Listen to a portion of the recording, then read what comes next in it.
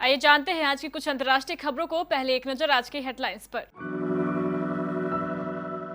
देश के कई हिस्सों में गरज के साथ होगी बारिश और ओलावृष्टि, आईएमडी ने जारी किया अलर्ट।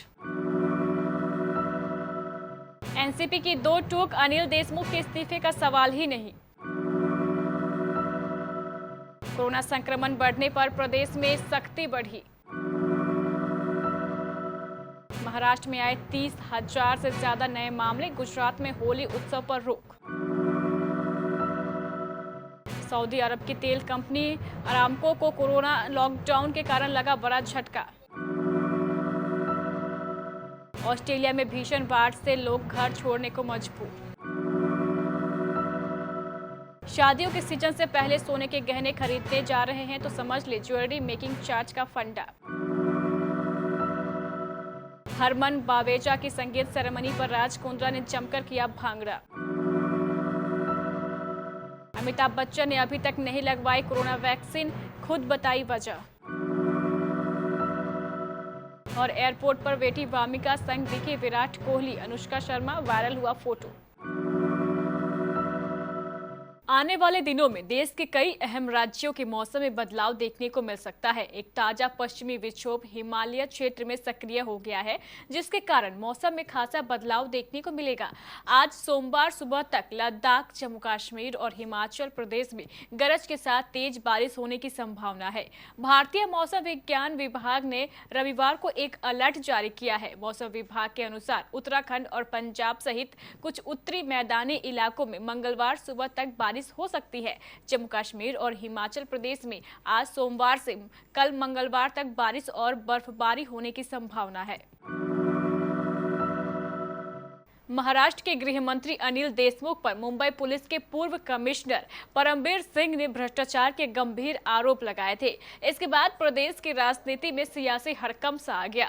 इस मामले को लेकर एनसीपी प्रमुख शरद पवार को प्रेस कॉन्फ्रेंस तक करना पड़ा। विपक्ष में बैठी भारतीय जनता पार्टी ने सीधे गृह मंत्री के इस्तीफे की मांग कर दी। हालांकि दिल्ली में हुई एनसीपी की उच्च स्तरीय बैठक के बाद पार्टी ने साफ कर दिया है कि देशमुख के इस्तीफे का सवाल ही नहीं है। एनसीपी नेता जयंत पाटिल ने बैठक के बाद मीडिया से बात करते हुए कहा कि अनिल देशमुख के इस्तीफे का कोई सवाल ही नहीं है। एंटीलिया और मनसुख हिरेन केस को एटीएस जांच कर रही है। हमें विश्वास है कि दोषी को सजा दी जाएगी। देश भर में प्रतिदिन मिलने वाले नए कोरोना मामलों की संख्या बढ़ने के साथ ही कई और प्रदेश और केंद्र शासित प्रदेशों ने रविवार को सख्ती और सतर्कता बढ़ा दी है। महाराष्ट्र, मध्य प्रदेश और गुजरात समेत कई राज्यों के प्रमुख शहरों में पहले से लागू पाबंदी को और कड़ा कर दिया गया है। कुछ शहरों में पूर्ण लॉकडाउन लगाया गया है तो कई शहरों में केवल रात का कर्फ्यू लगाया गया है। ओडिशा और गुजरात समेत कई राज्यों में होली के अवसर पर सार्वजनिक समारोह आयोजित करने पर पाबंदी लगाई गई है। मध्य प्रदेश के मुख्यमंत्री शिवराज सिंह चौहान ने कहा है कि मेरी होली मेरे घर के नारे को त्योहार पर चरितार्थ किया जाएगा। देश में कोरोना की रफ्तार पर लगाम लगती नजर नहीं आ रही है। पिछले कुछ दिनों में लगातार नए संक्रमितों का ग्राफ ऊपर की ओर चढ़ता जा रहा है। रविवार को तो 4 महीने में पहली बार सबसे ज्यादा नए मामले सामने आए।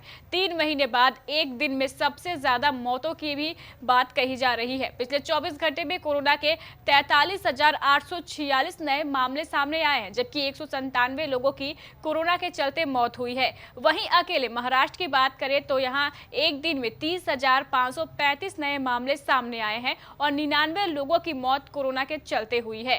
कोरोना महामारी के खिलाफ जीती हुई बाजी को 6 राज्य खतरे में डालते नजर आ रहे हैं। 80% से ज्यादा नए मामले इन्हीं राज्यों से मिल रहे हैं। सऊदी अरब की तेल कंपनी अरामको ने घोषणा की है कि पिछले साल उनके मुनाफे में भारी गिरावट दर्ज की गई है। इसकी वजह दुनिया भर में लगाए गए कोरोना लॉकडाउन के कारण तेल की मांग में आई कमी है।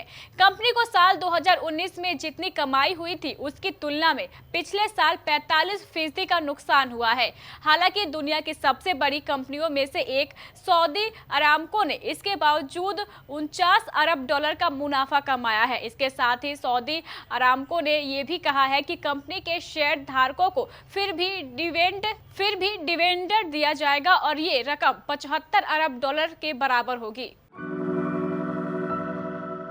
ऑस्ट्रेलिया के पूर्वी तट पर लगातार मूसलाधार बारिश हो रही है। बाढ़ के पानी में फंसे दर्जनों लोगों को बचाया गया है और न्यू साउथ वेल्स के कई निचले इलाकों में रहने वाले लोगों को अपने घर खाली करने के आदेश दिए गए हैं।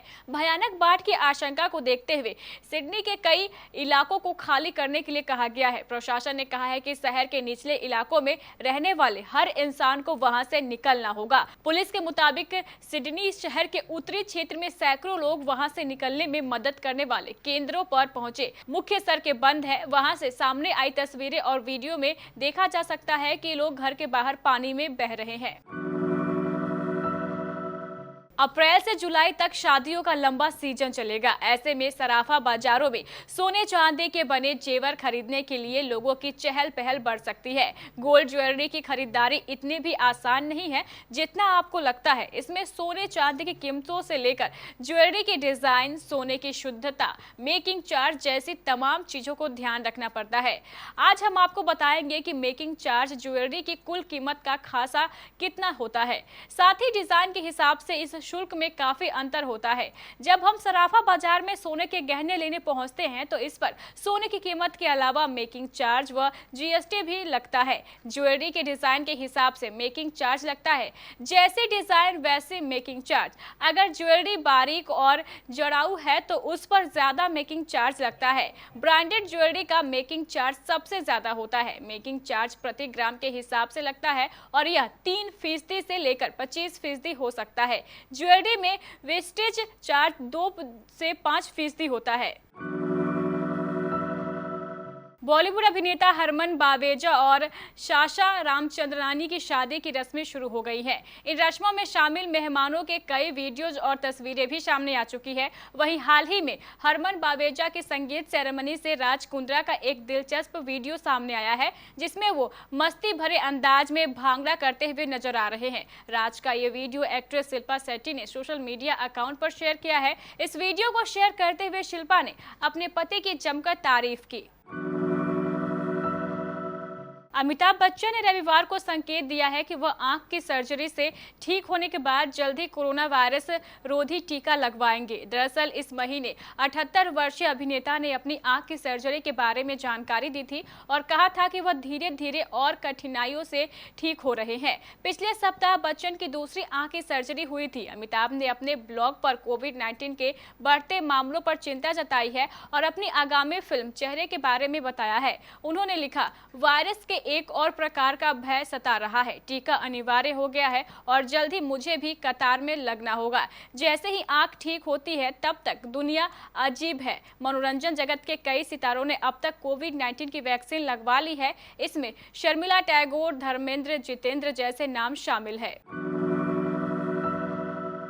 विराट कोहली की कप्तानी में टीम इंडिया ने इंग्लैंड को निर्णायक मैच में 36 रनों से हराकर 5 मैचों की T20 सीरीज 3-2 से अपने नाम कर ली। टीम को अब इंग्लैंड के खिलाफ 3 मैचों की वनडे सीरीज खेलनी है जिसकी शुरुआत 23 मई से हो रही है। सीरीज के लिए टीम इंडिया पुणे पहुंच चुकी है। विराट के यहां पहुंचने से पहले लोगों ने उन्हें अहमदाबाद एयरपोर्ट पर स्पॉट किया। उनके साथ उनकी पत्नी अनुष्का शर्मा और बेटी वामिका भी मौजूद थी। इस दौरान दोनों ने मास्क पहन रखा था। इस फोटो को विरल भियानी ने अपने इंस्टाग्राम अकाउंट पर शेयर किया है। इस तस्वीर में आप साफ देख सकते हैं कि विराट ने अपनी बेटी वामिका का बेबी ट्रोलर अपने हाथ में पकड़ा हुआ है और अनुष्का की गोद में उनकी बेटी है। बता दें, बीसीसीआई ने अब खिलाड़ियों के साथ उनके परिवार वालों को रहने की इजाजत दे दी है।